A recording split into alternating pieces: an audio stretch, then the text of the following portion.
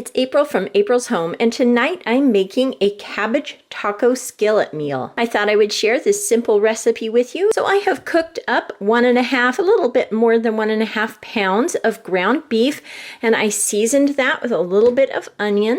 And I'm gonna go ahead and get out my skillet and start reheating this. I had pre-cooked this hamburger. Then I'll season it with some mild taco seasoning. We like mild taco seasoning, but if you like regular, you can use regular. I will also saute up a chopped onion here. I'll actually probably start sauteing my onion before I return the hamburger to the pan. Then I'm going to chop up some cabbage, drain and rinse my black beans. I have a can of black beans here, a 15-ounce can. I'm gonna add a little bit of this corn here, possibly the whole can, we'll have to see, and I'll be adding some salsa. So those are all the ingredients that you'll need for our cabbage taco skillet meal. So I have my onion all chopped up, and I've also got out some olive oil. I'm gonna just drizzle a little olive oil in the bottom of the skillet and start sauteing my onion. I've started sauteing my onion on high heat. I'll go ahead and turn that down once it reaches a good temperature so that I don't scorch the onions. I've just got my flat spatula there, and I'll just keep kind of sauteing these in this pan till they start to become translucent, and then I'll add the hamburger. My onions are starting to become translucent, and now I'm going to go ahead and add my hamburger. I'll go ahead and break this up and get it mixed with the onions and start warming this up. When it's warmed up a little bit more, I'll go ahead and add the taco seasonings and the rest of the ingredients. My hamburger is heated through, and I'm going to go ahead and add my taco packet here. The taco seasoning packet calls for 3/4 cup of water. I'm going to go ahead and add a cup of water because I'd like a little more water in this skillet to steam the cabbage. So I'm going to add a cup of water. Then I'm going to go ahead and get this thoroughly mixed up. And now I'm going to go ahead and add the rest of my ingredients. A can of corn. You can add less if you'd like. My husband really likes corn a lot, so I'm just going to add the whole can.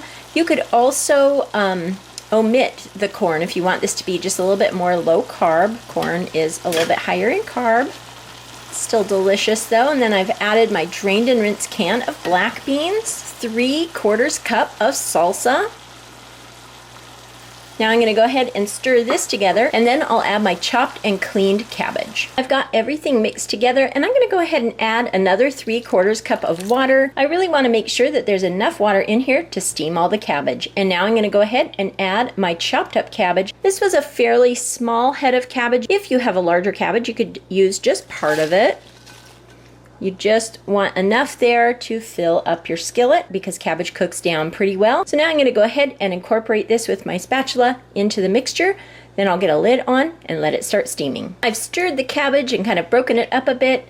Now I'm going to go ahead and add the lid, and I'll keep this at about a medium to medium low temperature. I just want a little bit of simmering to occur in the bottom of the pan to steam that cabbage. I'll keep a really close eye on it, and I'll let you know if I need to add a little bit more water to get that cabbage steamed up. I'll come back and check it frequently and keep kind of stirring it around and moving it around as it continues to cook. Here it is bubbling away. It's been about 5 minutes, and I've gone ahead and stirred it up. I'll probably lower the temperature just a little bit so all of the water doesn't boil away too quickly, and I'll come back and stir this again in another 3 to 5 minutes. Here it is again after 5 more minutes, and I've stirred it again. You can see the cabbage is cooking down really nicely. I'm going to keep doing this, checking on it every 5 minutes and giving it a stir until the cabbage is as soft as I want it. It smells absolutely delicious, so I'm really excited to be having this for dinner tonight. It's been about 15 more minutes, and the cabbage is cooked down really nicely. I'm going to go ahead and leave the lid off for about 5 more minutes and let a little bit of this liquid cook away. I've tested the cabbage and made sure that it was cooked thoroughly, and it is. It smells wonderful, and I think it's going to taste delicious. So I'm going to let this finish up cooking, then I'll get it on a plate and give it a try. Here is my taco cabbage skillet meal all served up. I've served that along with half of a sliced cara orange. I really love citrus when I'm eating a more spicy meal, so I thought that would go along really nicely with our absolutely delicious looking cabbage taco skillet meal. So now I'm going to go ahead and give this a try. Make sure to get a little cabbage and beans and beef and corn. There we go. And that is a really delicious flavor. I'm really excited to have this for dinner tonight. This is definitely going to be a new meal that I make more often. I really love finding ways to incorporate cabbage into our dinners, as well as cutting out some of the carbs. Of course, this meal does have some carbs here, as well as finding alternatives to meals that feature pasta and other carbs. So that's really nice. It definitely could be a little bit spicier if you like spicy meals. Definitely use the regular taco seasoning. Again, we prefer the more mild flavors, so this is a little bit on the mild side, but definitely really delicious.